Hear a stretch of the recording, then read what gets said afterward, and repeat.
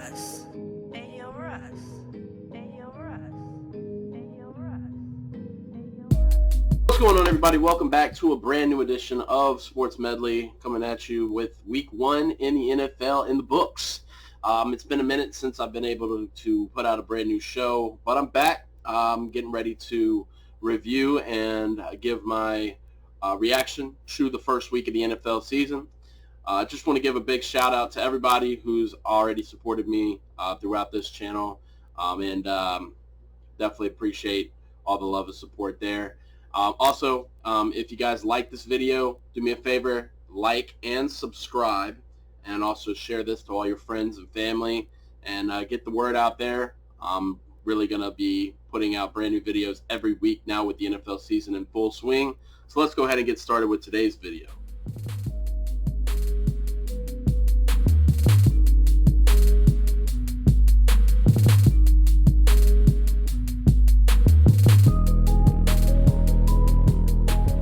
So let's start off by talking about that Week 1, first game of the season, Thursday Night Football, Bears, Packers. Didn't live up to the expectation. Wasn't really that exciting of a game.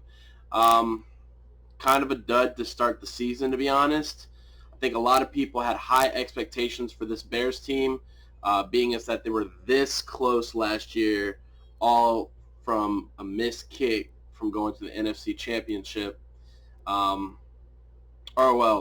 Increasing their opportunity to go to the NFC Championship. With the defense that they have, they look great.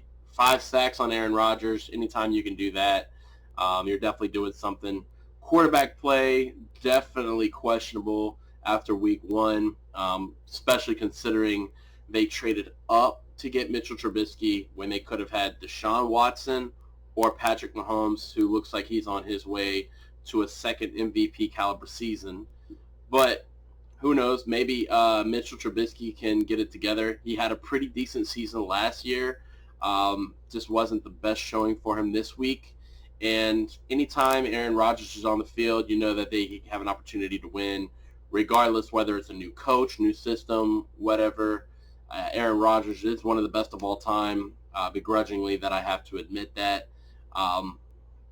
But other than that, I feel like if Mitchell Trubisky can't get it together, then the Bears could end up similar to how the Jaguars were just a few seasons ago, where it was such a great defense and all they were lacking was really great quarterback play to get them over that next edge or that next step.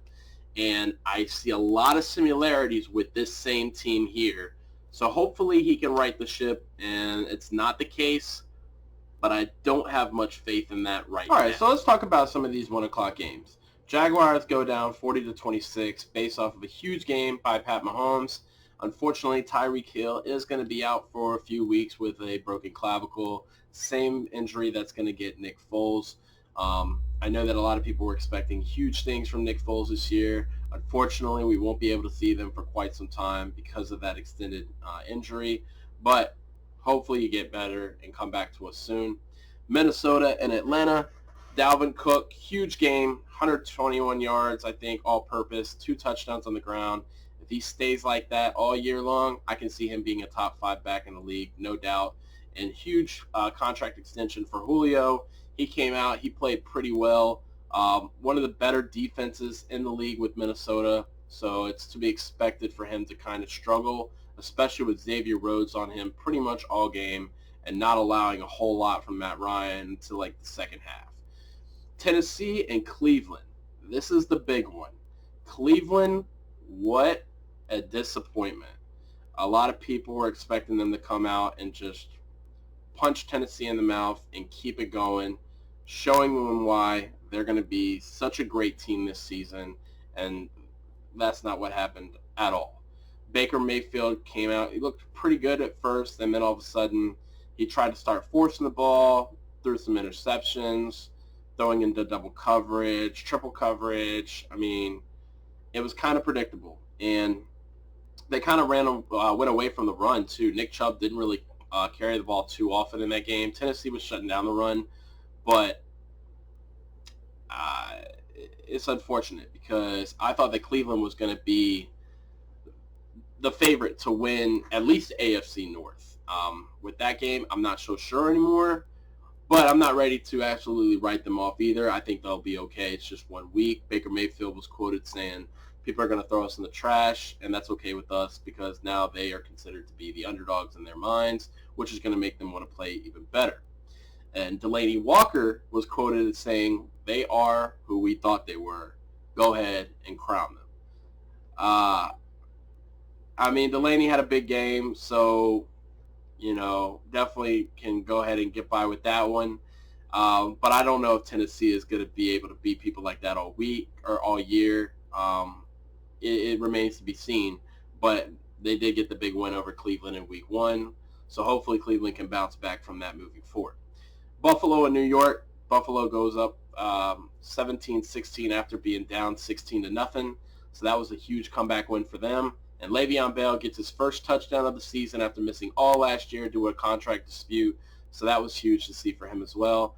I think that if he plays like that, or if he plays like Le'Veon Bell, as he did in Pittsburgh, he should be a lock for comeback player of the year, unless it goes to somebody from a different kind of category as far as like an injury-related comeback or something along those lines. But Le'Veon Bell, I think he'll have a decent year. I don't think he's going to be as instrumental as he was in Pittsburgh just because of the system he was in, but I still think that he's going to be pretty good. Baltimore, 59-10. What? They're not supposed to put up those kind of points. They're not supposed to throw for those many yards. And Miami, I think that they're not going to win a game this season. I'd be really, really surprised if they do, to be honest with you. But huge showing from Lamar Jackson, as he quoted saying, not bad for a running back. Philadelphia goes down 17-0, comes back to beat the Redskins 32-27 with 2 huge touchdowns by Deshaun Jackson. Now he's back in Philly doing Deshaun Jackson things, and I think that's good to see because I think that although it didn't work out with him in Tampa Bay, unfortunately, it was cool to have him for that short period of time. But now he's in Philadelphia, and he's going to be doing what he was doing before. So people can sleep on him if they want to, but he's still the same Deshaun Jackson when he's healthy. And then finally, the Panthers and the Rams. I did not expect that game to be as close as it was. I thought that the Rams were going to be pretty much dominating them. I know the Panthers are tough to beat at home. They have a great defense, but Cam Newton's not healthy. Christian McCaffrey, he can be a top 5 back in the league as well, especially with his performance.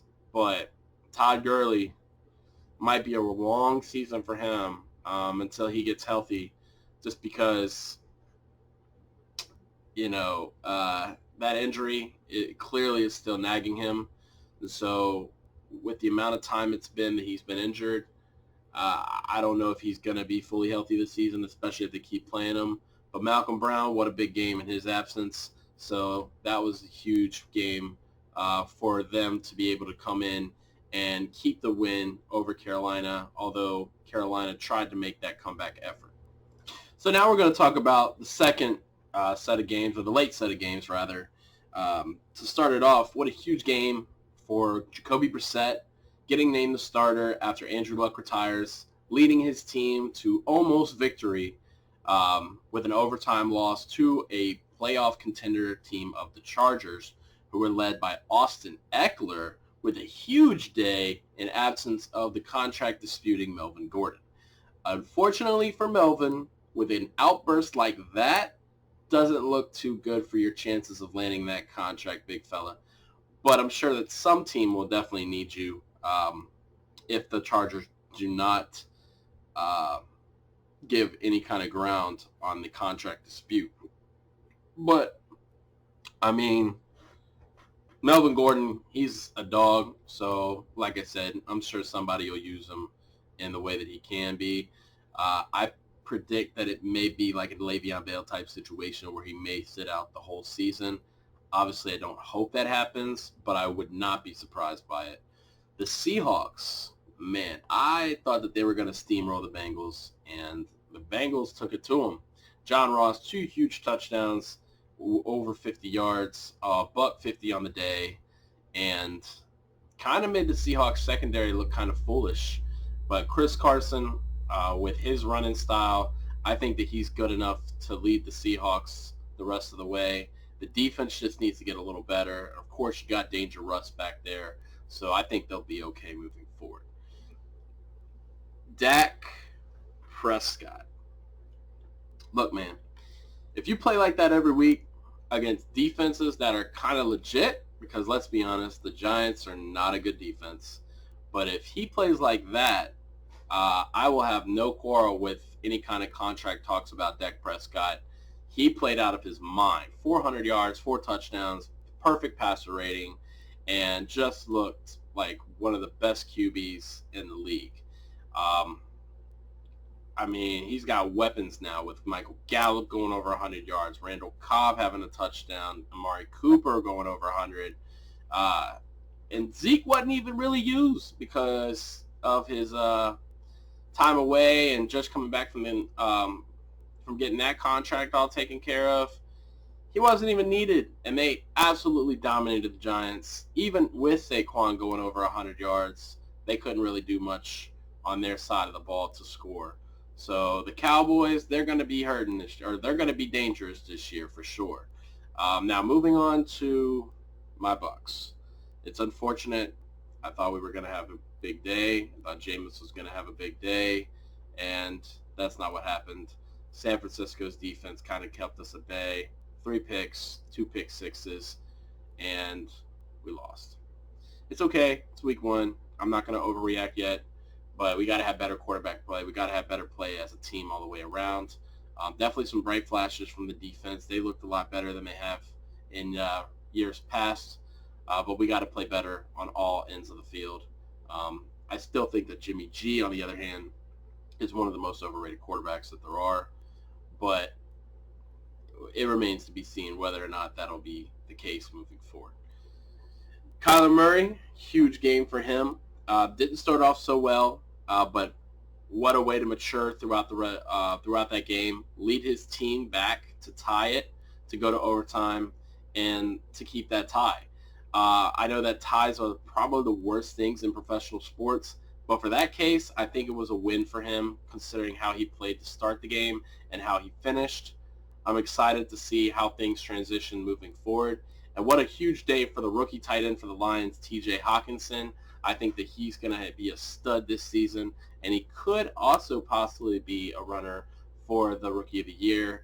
Not too many tight ends can usually get that award, but I think that his volume and how much they're going to target him can possibly put his name in the hat for it at least. So now we move on to Sunday Night Football. And Pittsburgh Steelers are going to have a long season ahead of them without AB, without Le'Veon Bell, and it looks to me like a regressing Ben Roethlisberger. New England, they're a great team, but I don't know if they're 33-3 great or if the Steelers are really just that bad. I was expecting a lot better of a game. A lot of people were expecting a lot better of a game, and we did not get a good game at all. Big Ben, he looked like he was struggling to even get the ball down the field a lot of times. He had one big throw to James Washington down the sideline, and for some reason, James Washington stepped out of bounds when I think if he would have kept running, it was clearly 6 on the board. But unfortunately, he didn't, and I think that was a drive that they got the field goal, which was crazy because at that point they were down 30-0, and instead of going for it, they decided to go for a field goal because Mike Tomlin said that he wanted to get some kind of positive from the drive, and that was that. Now, I want to take this opportunity to talk about the newest Patriot, Antonio Brown. Is he actually going to play this season, or are we going to just keep seeing him do whatever Antonio's doing? Because we know what happened in Oakland. We think we know why he was released and that he concocted this plan all along, because let's be real. He was traded to Oakland. He didn't sign with Oakland. He was traded to Oakland out of his will. So he was playing along, doing whatever he could to, accept the system, so to speak. And then come to find out, he gets into this altercation with Mike Mayock, gets all of his money voided, fines, all kinds of different things go into playing, and he demands his release. Well, not soon after, New England calls him and says, hey, why don't you come play for us? And then here we are, AB to the Patriots. When not too long ago, the Patriots tried to trade for Antonio Brown, but the Steelers refused because they didn't want to trade with a division rival. Well, unfortunately, that didn't work out too well, because here he is in New England, and with that team, he's got a shot to win a Super Bowl ring, unless Antonio Brown plays like Antonio Brown's always been, and he's a target whore and decides that he doesn't want to just buy into how the Patriots play, which is we're going to run the ball 50 times this week if they can't stop the run, or we're going to air it out 50 times this week if they can't stop the pass. That's how Bill Belichick works. So if AB's not on board with that, bye-bye. But now there's allegations of sexual assault from a previous trainer who he claims were consensual, and his lawyer and everything denies all the reports and allegations. So